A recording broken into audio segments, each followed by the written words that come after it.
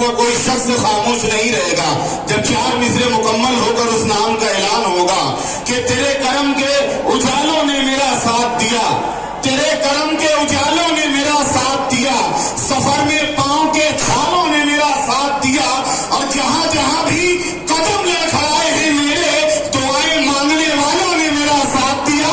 آپ کی بھرپور تالیوں میں آپ کے اپنے محبوب و مقبول لیڈر حضرت مولانا مفتی محمد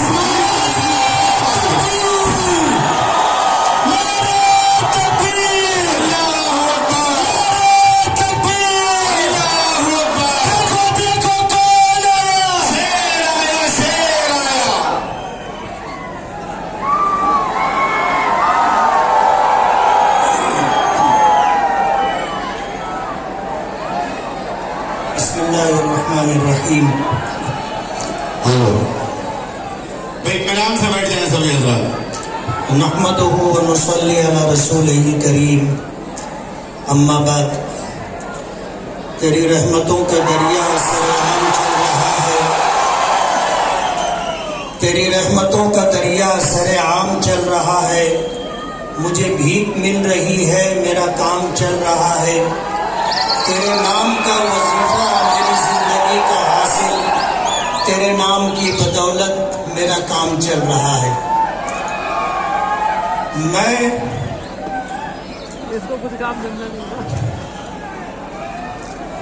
اپنے پروردگار کا شکر گزار ہوں کہ اس نے مجھے ایک نئی زندگی دی۔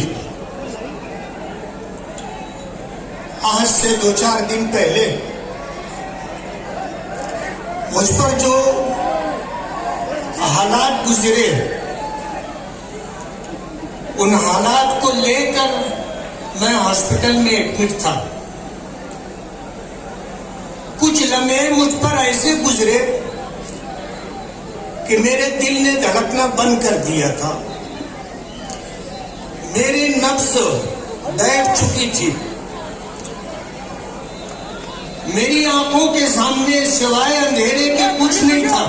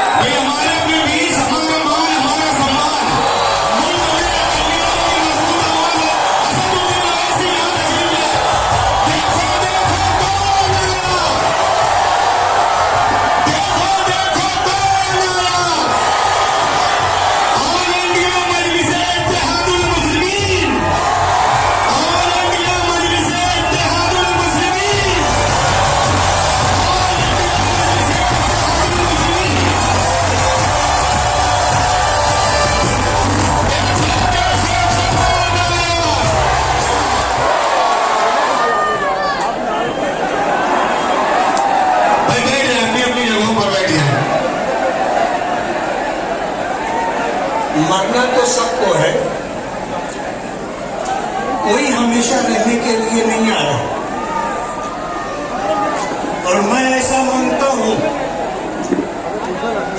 کہ انسانی تاریخ میں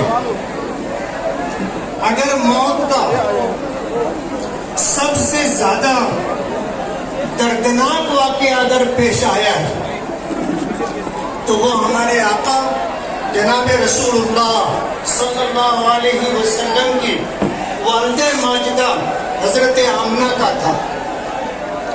تاریخ جاننے والے اور پڑھنے والے اس بات کو جانتے ہیں کہ ہمارے آقا کی عمر 5-6 سال کی تھی۔ مدینہ منورہ اپنی ننیحال اپنی ماں کے ساتھ گئے تھے، مدینے سے مکہ واپسی ہو رہی تھی، 2 دن 2 رات کا راستہ طے ہوا تھا، اور حضرت آمنہ رضی اللہ تعالی عنہ جن کی عمر 25 سال کی تھی، راستے میں ہارٹ اٹیک کا واقعہ پیش آتا ہے۔ ساتھ میں ہمارے آقا تھے جن کی عمر 6 سال کی تھی، اور ساتھ میں ایک باندی تھی ام ایمن رضی اللہ تعالی عنہ، اور کوئی تیسرا مرد ساتھ میں نہیں تھا۔ ہارٹ اٹیک آیا، زبان مبارک سے جو بات نکلی تھی وہ یہ تھی کہ ہر زندہ کو مرنا ہے اور ہر جوان کی جوانی ڈھلنی ہے. لیکن مجھے ایسا لگتا ہے کہ میری موت جوانی میں ہی آ جائے گی اور حضرت آمنہ کا انتقال ہو گیا. جن لوگوں نے دیکھا ہے مدینہ منورہ سے مقام ابوا جا کر کے ہمارے آقا کی عمر 6 سال ہے. حضرت آمنہ کی قبر وہی بنائی گئی. ایک پہاڑی تھی جو تھوڑا ہموار تھی, وہاں پر حضرت آمنہ کا جسم کو رکھا گیا اور پتھروں سے ڈھانپ دیا گیا. ام ایمن ہمارے آقا کو لے کر کے چلنے لگی.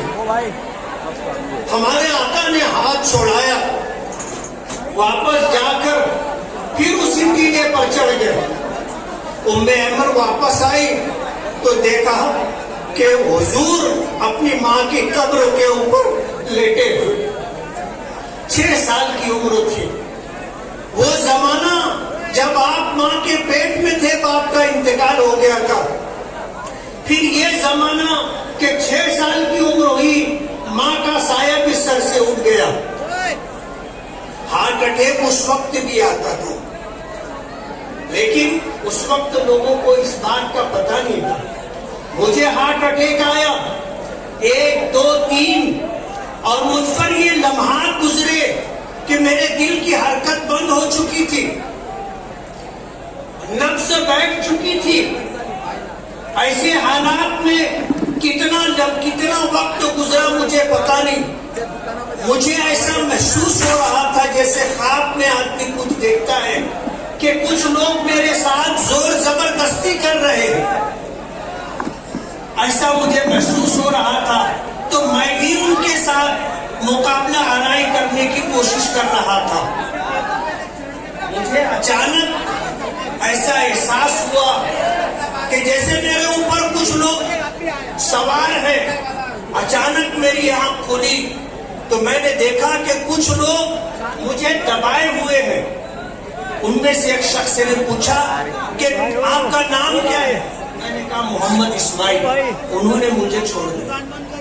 اللہ نے مجھے نئی زندگی دی اور مجھے لوگوں نے بتایا کہ جب میرے ساتھ یہ حادثہ, بیماری کے یہ معاملات پیش آئے تو لوگوں نے خوشیاں منائی, لوگوں نے مٹھائیاں تقسیم کی, لوگوں نے ایک دوسرے کو مبارکباد دی. انسانیت نام کی بھی کوئی چیز ہوتی ہے. آپ بھی کسی کے بیٹے ہو, آپ بھی کسی کے شوہر ہو, آپ بھی کسی کے بھائی ہو, آپ بھی کسی بیٹی اور کسی بیٹے کے باپ ہو, یا کسی کے اس طرح معاملات پر خوشیاں منائی جا سکتی ہیں. شاید میرے پروردگار کو مجھ پر رحم آ گیا اور میرے مخالفین کی یہ خوشیاں میرے پروردگار کو بھی پسند نہیں آئی. اللہ نے مجھے پھر سے زندگی دے دی. اور آپ کو پتا ہے جب ایک اچھا بیٹسمین ایک چانس اس کو اگر مل جاتا ہے تو وہ سینچری مارتا ہے.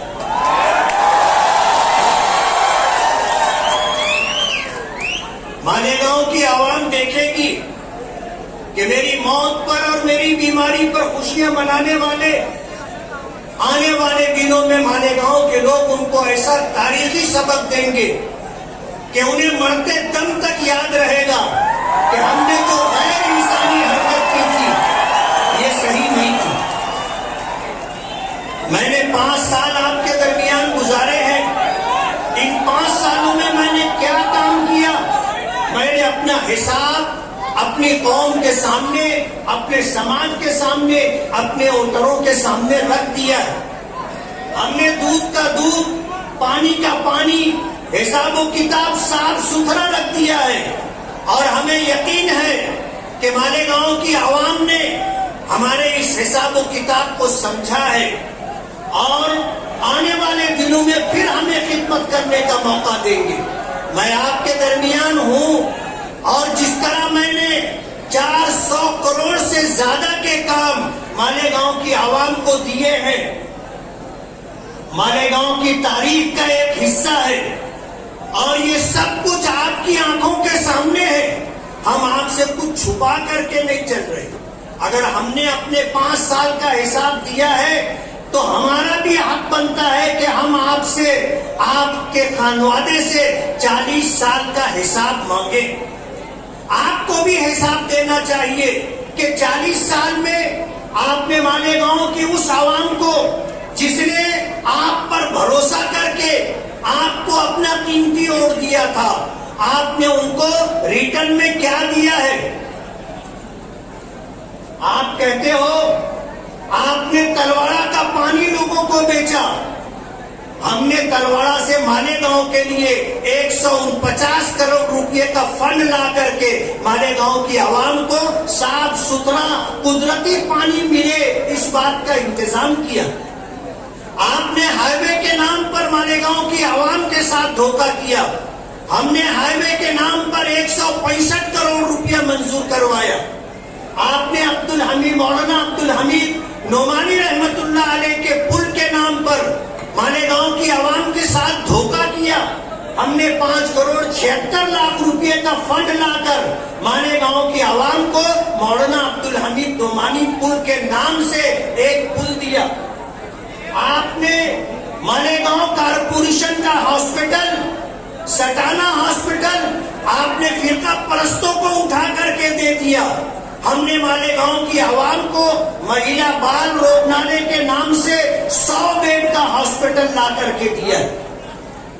आप तुलना करके तो देखो, कारपोरेशन में आपका राज रहा, मेयर कभी आप रहे, कभी आपके बाप रहे, कभी आपकी माँ रही, और एक एक नहीं कई मर्तबा, बाप 2 मर्तबा आमदार रहे, मेयर रहे, माँ 2 मर्तबा मेयर रही, आप खुद 1 मर्तबा मेयर रहे, और आपके बाप शेख रशीद मरहूम वो खुद 10 साल आमदार और फिर 5 साल मेयर रहे। आपने मालेगांव शहर को क्या दिया? आपको इसका जवाब, इसका हिसाब देना है। मालेगांव की आवाम बेवकूफ नहीं है। मैंने इन चंद सालों में जो काम किया है, मोटे मोटे बड़े बड़े कामों का हिसाब दिया है। छोटे छोटे काम बेशुमार हैं और अल्हम्दुलिल्लाह बहुत कुछ काम हो चुका है और बहुत कुछ काम करना बाकी है। वर्क ऑर्डर हो चुका है, इंशाअल्लाह वो काम जमीन पर आएंगे। मेरे परवरदिगार को मुझ पर क्यों रहम आ गया?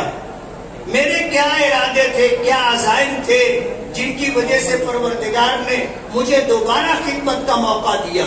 मैं ये चाहता हूँ कि मैं जिंदगी की आखिरी सांस तक मालेगांव की आवाम की खिदमत करता रहूं और मालेगांव की आवाम को मालेगांव की चाहतों के मुताबिक बुनियादी सहूलतें मुहैया करके दूं।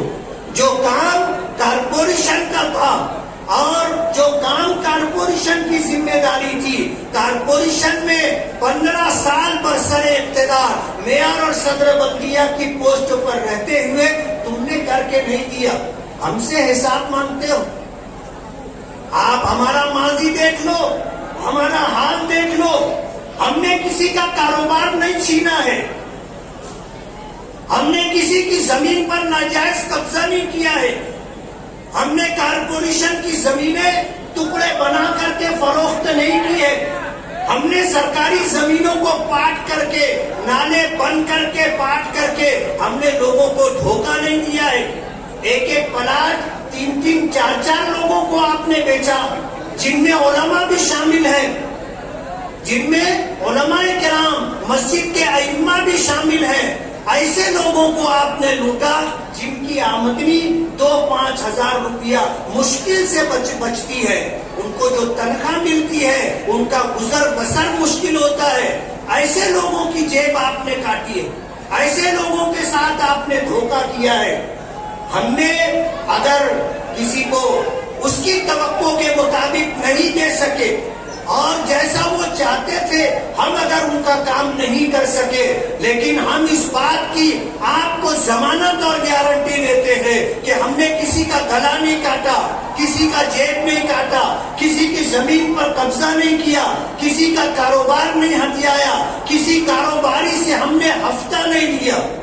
ہم نے ایمانداری کے ساتھ کام کیا ہے اور ہم نے نقصان بھی اٹھایا، لیکن کبھی سیاست کو اپنے کھانے کمانے کا ذریعہ نہیں بنایا.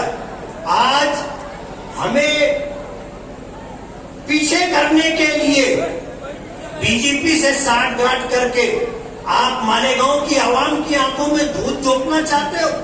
آپ کے منہ سے فرقہ پرستی کے خلاف بات اچھی نہیں لگتی، فرقہ پرستی کے خلاف بات اچھی نہیں لگتی. ہم ہی نہیں کہتے ہیں نا کہ زبانیں خلقوں کو نقار ہے خدا سمجھو. آج ہم میڈیا بھی بولنے لگی ہے کہ مالیگاؤں میں شیخ آصف بی جے پی کا نمائندہ ہے. اے ڈی پی جی ماجا جو ہے وہ بھی اس بات کو ڈکلیئر کر چکا کہ یہاں پر جو نمائندہ ہے وہ اجیت دادا پوار کا ہے، یہ چن کر کے جائے گا تو بی جے پی کے ساتھ بیٹھے گا. راستہ انہوں نے ڈھونڈ کے نکالا آزاد امیدواری کا، اور پھر پارٹی لے کر کے آئے اسلام نام کی پارٹی. لوگوں کو دھوکہ دے رہے ہیں کہ وہ جھنڈا بھی گھر میں رکھ لو اور ڈنڈا بھی گھر میں رکھ لو، لیکن اندر کی بات باہر آ جاتی ہے. کہیں نہ کہیں وہ اسلام کا حوالہ دے رہے ہیں. اسلام کے نام پر الیکشن لڑنا اور ہار جانے کا مطلب یہ ہے کہ اسلام ہار گیا. کم سے کم آپ اپنی حیثیت دیکھو اور اسلام کا مقام دیکھو. جس طرح کی حرکت ہو رہی ہے مالیگاؤں کی عوام اچھی طرح سمجھ رہی ہے.